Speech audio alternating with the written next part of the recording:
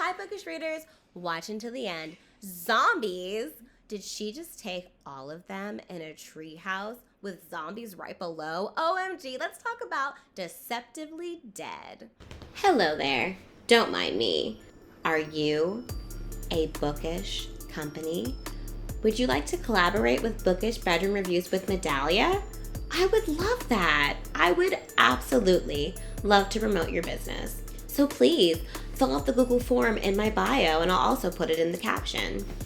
Now we have Angie / Lacey, and you'll understand the name change if you read the book, but she is basically living in a time where there's a zombie apocalypse, and she's basically surviving on her wits and snark and poor hygiene, basically.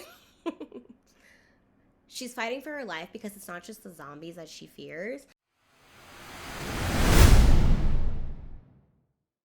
She honestly had me laughing and crying at the same time. The final straw comes when a zombie horde attacks and she manages to escape Jacob's compound. It's not any better on the outside. She actually has a few close calls, but she is saved inadvertently by shadows. Now in comes the heat and spice because these shadows show her a better way of life.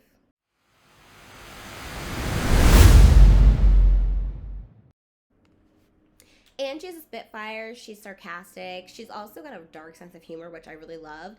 And she's awkward. She reminds me of me and the real girls out there.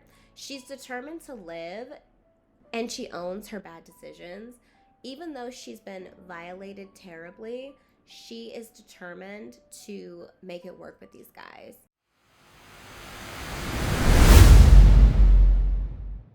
Nate.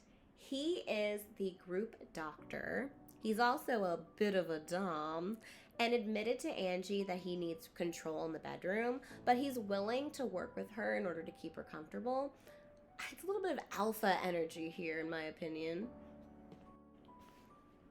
Hunter is the leader of the group, and he's also the resident lurker stalker.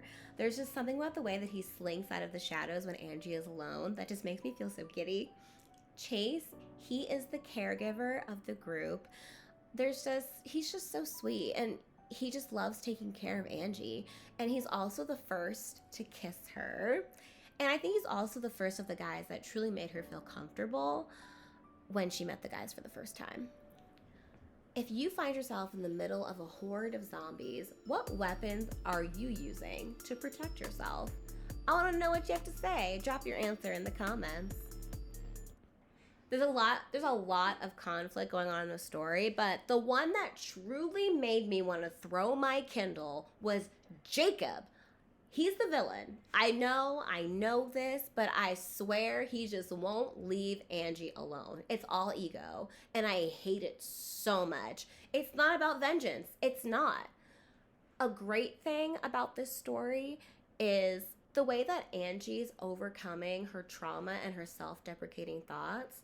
I just love the way that J.M. Stocks writes this and shows how she's overcoming these difficulties and this particular world. I think it's just truly beautiful. They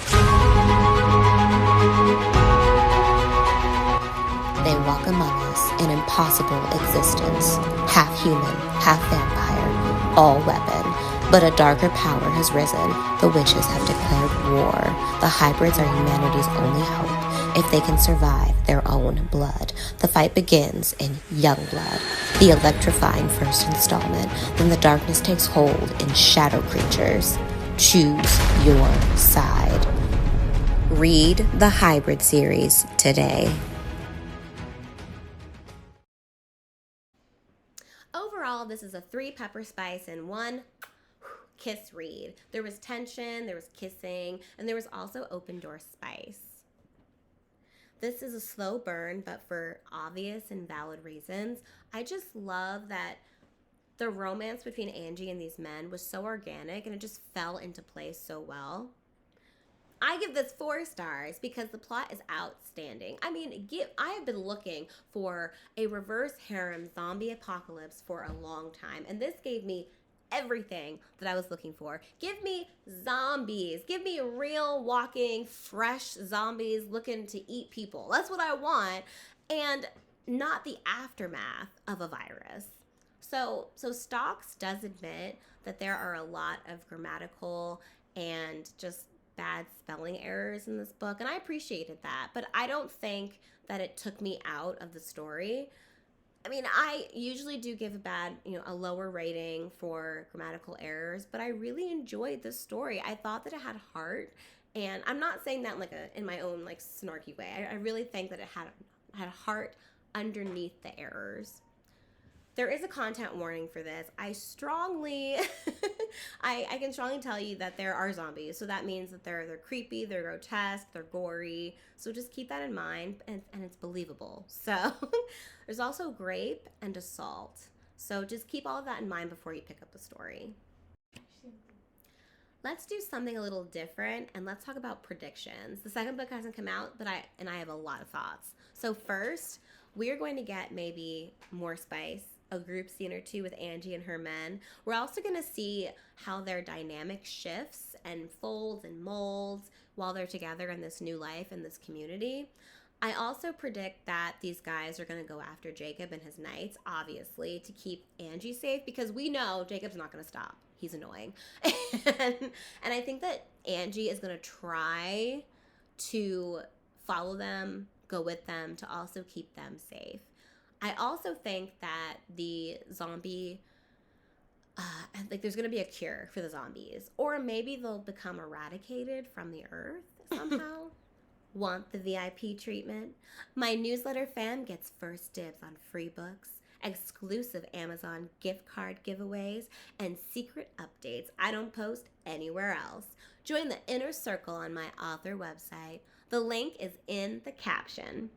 If you like this review, please subscribe and like Bookish Bedroom Reviews to get even smuttier and dirtier recs just like these.